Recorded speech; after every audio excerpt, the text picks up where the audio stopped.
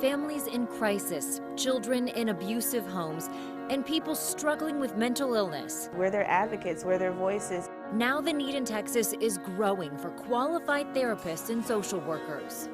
Kxan has discovered hundreds of capable people, trained and qualified, cannot start working to fill that need. All because our state government is so far behind getting them a license to work. And as Kxan investigator Jody Barr reports, when lawmakers tried to make changes to fix the problem last year, they couldn't get it done.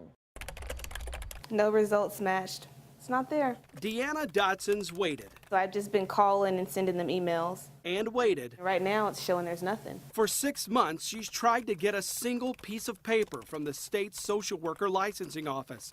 And 6 months in. Well, I was hoping it's going to be a quick process, but unfortunately, I'm just twirling my thumbs and waiting. Dotson holds a master's in social work. She applied to the Texas Health and Human Services Commission for her license in November, and still nothing. And I called them in December just to follow up and check on it, and they told me they didn't receive my application, so I had to resend it. So had you not called, you could have been sitting here today with no movement. Dotson's story is a familiar one for social worker and therapist graduates in Texas, and lots of them.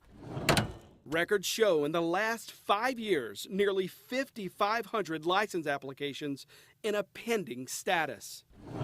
This has resulted in a licensing process mired by bureaucratic red tape, and as a result, licensing of qualified mental health care providers is delayed at a time that Texas is facing a significant shortage. In 2016, lawmakers assessed the mental health boards under the state's sunset review process. It doesn't work. A process that looks at the effectiveness of state agencies.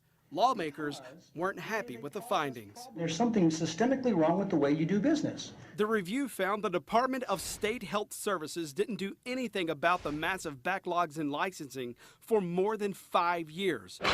So lawmakers wrote a bill that would strip the licensing unit from that agency.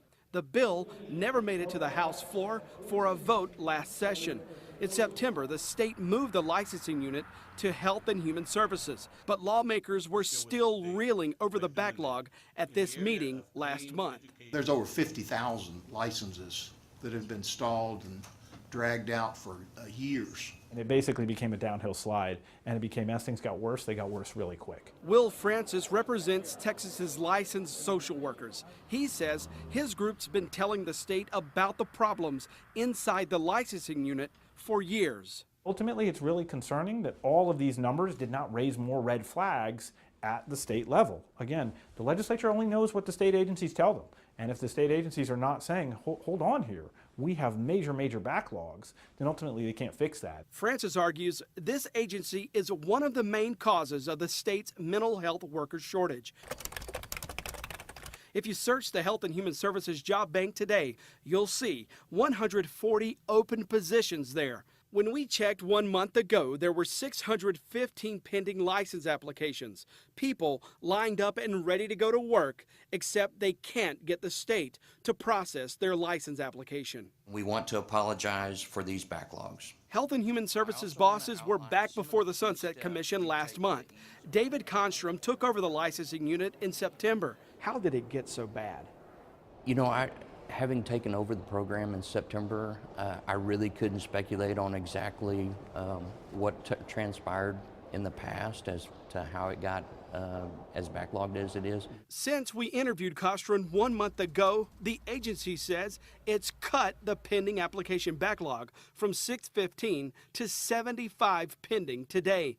But Deanna Dotson is still waiting. We asked the man in charge about her 6-month wait for Health and Human Services to schedule her licensing exam. What do you think that's doing to people like her?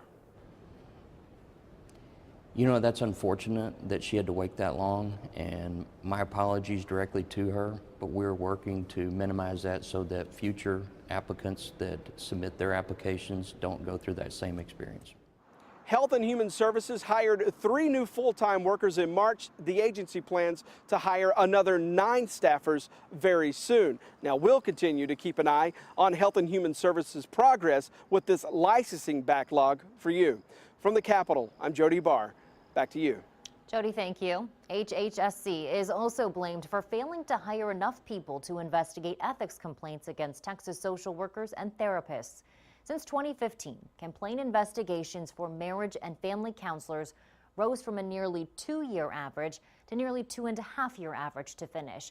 It takes HHSC nearly 3 years to finish complaint investigations into licensed professional counselors. Social worker complaints are in the worst shape of all, taking HHSC more than 3 years on average to finish an investigation. Critics argue because of how long it takes to finish these investigations, the HHSC is likely allowing people to practice who shouldn't be. Remember, there are more than 100 open social worker and therapist positions inside the HHSC across Texas. We've mapped the cities where those jobs should be, and we have a link to the state's job bank so you can search them too in the investigative section of KXAN.com right now.